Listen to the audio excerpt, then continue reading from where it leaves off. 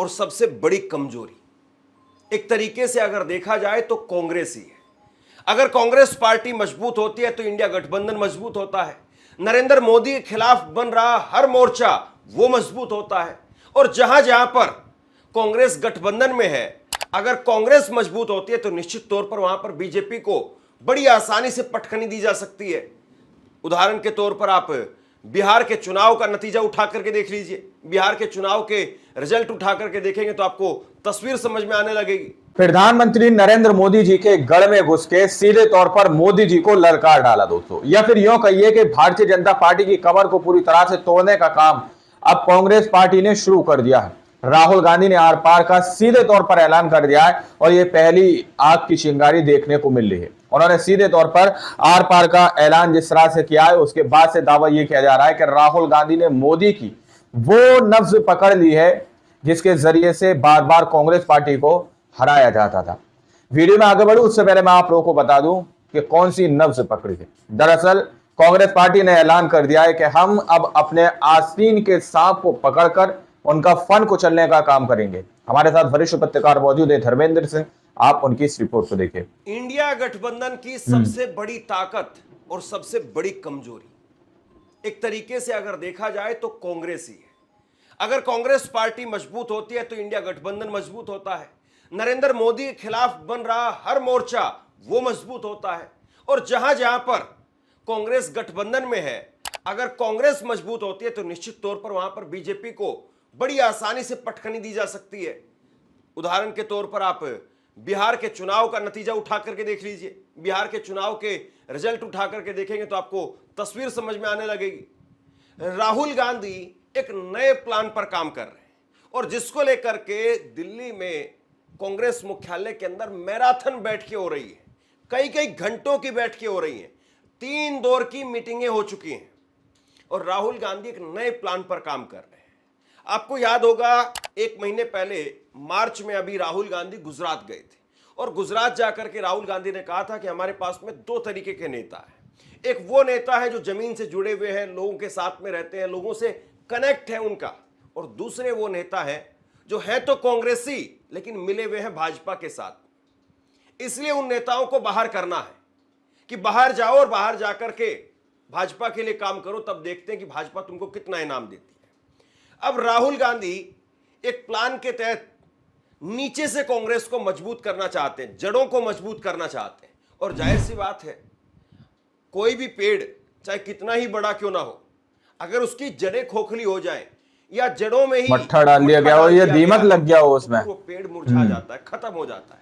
और अगर जड़ों पर इलाज पहले शुरू कर दिया जाए, जड़ अगर मजबूत होने लग जाए तो फिर उसके बाद में अपने आप टहनियां हरी भरी दिखाई देने लगती है। और कांग्रेस की जड़ें हैं डीसीसी चीफ, यानी डिस्ट्रिक्ट कांग्रेस कमेटी चीफ, जिला अध्यक्ष राहुल गांधी मल्लिकार्जुन खड़गे बाकायदा बैठके ले रहे हैं। और अभी तक 134 शहरी और ग्रामीण जिला अध्यक्षों के साथ में राहुल गांधी की अलग अलग बैठकें हुई है। उनको बुलवाया जा रहा है, उनसे पूछा जा रहा है कि कहां कमी है, किस तरीके से ठीक करना है। और टिकट का बंटवारा अब दिल्ली से नहीं बल्कि जिला अध्यक्षों की मर्जी से होगा। जिला अध्यक्ष बताएंगे कि उनके वहां पर कौन नेता मजबूत है, किस तरीके से किसको टिकट दिया जाना चाहिए, किसको आगे बढ़ाया जाना चाहिए, और कौन सा नेता वो लोगों के बीच में जा ही नहीं रहा है। तो एक तरीके से आरएसएस जो काम करती रही है अभी तक बीजेपी के लिए कि लोगों के बीच में जाना, लोगों के बीच में रहना। नरेंद्र मोदी, बीजेपी ने एक स्कीम, एक नया पद निकाला, पन्ना प्रमुख। तो अब राहुल गांधी कह रहे हैं कि हमारे पास में तो ऑलरेडी पहले से स्ट्रक्चर है, सिस्टम है, ढांचा है, उसको फिर से ठीक कीजिए, दुरुस्त कीजिए, उसको जिंदा कीजिए, उसको पावर दीजिए, उसको ताकत दीजिए, उसको पैसा दीजिए, उसको मजबूत करिए और उसका सीधा कनेक्ट बनाइए दिल्ली के साथ। तो क्या वाकई कांग्रेस पार्टी का ये दाव, ये काम कर पाएगा? अगर बिहार के चुनाव को आप देखें, इस साल का चुनाव, इस साल का आखिरी का चुनाव है और यही एक तरीके से चुनाव जो है वो आगे की रास्ता वो भी तय करेगा। बिहार के चुनाव में अगर एनडीए को हराना है या नीतीश कुमार को हराना है तो जाहिर सी बात है वहां पर न केवल तेजस्वी यादव को काम करना पड़ेगा बल्कि कांग्रेस पार्टी और राहुल गांधी को भी काम करना पड़ेगा। क्योंकि पिछली बार के चुनाव के नतीजे अगर उठा करके आप देखें तो कांग्रेस पार्टी अगर थोड़ा और अच्छा प्रदर्शन करती तो शायद नीतीश कुमार की स्थिति होती ही नहीं, नीतीश कुमार ये यहां तक पहुंच ही नहीं पाते। खैर, अब राहुल गांधी ने जिस तरीके से बैठकें की है, इसके बाद में वो कई सारे प्लान पर काम कर रहे हैं और किस तरीके से मजबूत करने की बात हो रही है जरा देखिए। राहुल गांधी कह रहे हैं कि भाई केवल चेहरा मत बदलो, कि संगठन में फेरबदल कर रहे हैं, इसके नाम पर केवल चेहरा मत बदलो, बल्कि पूरी तरह से आमूलचूल परिवर्तन होता हुआ दिखाई देना चाहिए। ऐसा नहीं कि उसको हटाया तो उसको लगा दिया, या फला कोई नेता है उसको हटा दिया तो उसकी पत्नी को, उसकी भाभी को, उसके बेटे ऐसा नहीं, यानी पूरी तरीके से हटाओ, ढंग से जो है वो काम करो। हाँ। आमूलचूल परिवर्तन होता हुआ दिखाई देना चाहिए। इसके बाद में कह रहे हैं कि भाई जमीन मजबूत करो, जमीन अगर मजबूत होगी तो फिर अपने आप जो है वो चीजें ठीक होने लगेगी। यानी डीसीसी चीफ उसको मजबूत करो, पूरी छूट दी जाए डीसीसी चीफ को। यह भी राहुल गांधी की तरफ से जो है वो यहां पर कहा जा रहा है कि पूरी छूट दो, उसको काम करने की छूट दो, टिकट बंटवारे में उनकी राय को शामिल करो, आर्थिक रूप से मजबूत करो, पैसा दो उनको, ताकि यहां पर कांग्रेस पार्टी कोई भी प्लान निकालती, कोई नारा निकालती है तो उसको गांव गांव तक, गली गली तक, घर घर तक अगर कोई पहुंचाएगा तो वो डीसीसी जिला अध्यक्ष है, जिला अध्यक्ष पहुंचाने का काम करेगा। और ताकत का बंटवारा होना चाहिए, मतलब सत्ता जो है वो केवल कुछ नेताओं के हाथ में ना रहे। हालांकि कांग्रेस पार्टी विपक्ष में है, लेकिन ताकत तो फिर भी एक तरीके से हर पार्टी के पास में होती है। और जो पार्टी इतनी बड़ी पार्टी रही है या 54-55 साल तक सत्ता के बीच में रही है, तो एक तरीके से उन नेताओं को एक गुमान होने लगता है कि हम अभी भी पावर में ही हैं। तो राहुल गांधी कह रहे हैं कि आपके पास में जो पावर है उसका बंटवारा होना चाहिए, ताकत का बंटवारा होना चाहिए। डीसीसी चीफ वो निगरानी करने का भी काम करेगा और उसको प्रमोशन भी दिया जाए। और इस सब की बानगी उस वक्त में देखने को मिली थी जब राहुल गांधी ने गुजरात में कह दिया था कि दो तरीके के नेता हैं। मतलब उस वक्त में लगा था कि वाकई कांग्रेस ना केवल इस बात को कह रही है कि ये साल यानी 2025 का साल संगठन का साल है। उस वक्त में ये बात कही जा रही थी और हमारे जैसे पत्रकारों ने भी सवाल पूछा था कि कांग्रेस पार्टी कहती बहुत बार है लेकिन करती हुई दिखाई नहीं देती है। लेकिन मार्च में उस बात को कहा गया, अधिवेशन में जो है इस साल को 2025 के साल को संगठन का साल घोषित किया। मार्च के अंदर राहुल गांधी ने गुजरात में बात कही और अब अप्रैल की शुरुआत हो रही है और अप्रैल की शुरुआत में एक्शन दिखाई दे रहा है। यानी अभी आप ये मान करके चलिए कि बीते 9 महीने जो इस साल के बचे हुए हैं उसमें किस तरीके से ताबड़तोड़ एक्शन होता हुआ दिखाई दे रहा है। डिवीजन है, अभी यहां पे बैठे हुए हैं सब लोग, मगर 2 टाइप के हैं।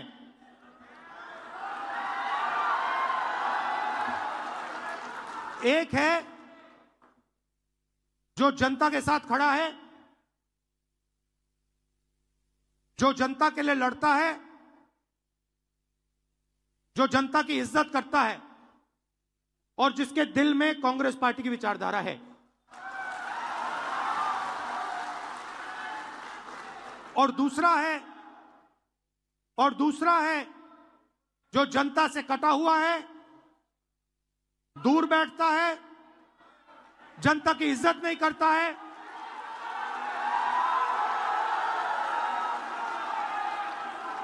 और उसमें से आधे बीजेपी से मिले हैं।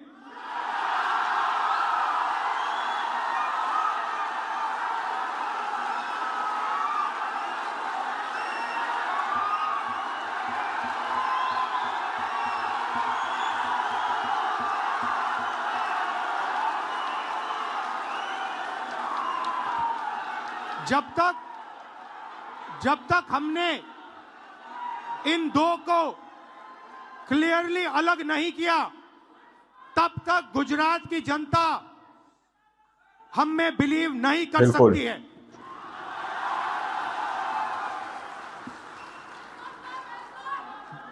गुजरात की जनता, गुजरात के व्यापारी, गुजरात के स्मॉल और मीडियम बिजनेसेस, गुजरात के किसान, गुजरात के मजदूर, गुजरात के स्टूडेंट्स ऑपोजिशन चाहते हैं, विकल्प चाहते हैं, बी टीम नहीं चाहते हैं।